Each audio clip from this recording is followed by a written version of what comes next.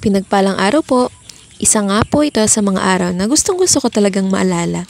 Ngayon nga po ay July 13, 2025, Sunday. Ito nga po ay isa sa mga Sundays na binigay sa atin ng Panginoon. Ito po ay pagkakataon para sama-samang makapagsamba, sama-samang magpuri, sama-samang makinig, sama-samang umalala at sama-samang magbigay ng pagpaparangal sa ating Panginoon. So ngayon nga po ay maaga akong nagising at napagpasyahan ko po na pumarine para makatulong po sa mga gagawin before Sunday service. So ginaganap nga po ang aming Sunday service tuwing 9:30 ng umaga.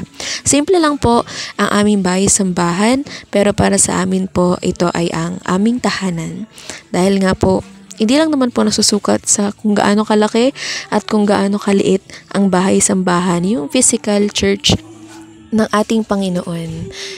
At sinasabi rin po sa Biblia na tayo ay templo ng Diyos. Kaya hindi lang po sa bahay-sambahan natin dapat ibigay ang pinaka-the best na pagpuri at pagsamba. Maging kahit nasaan man po tayong dako ng mundo, nasa bahay, nasa eskwelahan, nasa trabaho, lahat po ng ginagawa natin dapat ay pagpaparangal sa ating Panginoong Diyos. At sa lahat po ng mga nakakanood ng video na to, maraming salamat po at nakaabot ka sa bahagi na ito. Gusto ko pong sabihin sa iyo na kagaya po ng naranasan ko sa Panginoong Hesus, gusto ko pong sabihin na mahal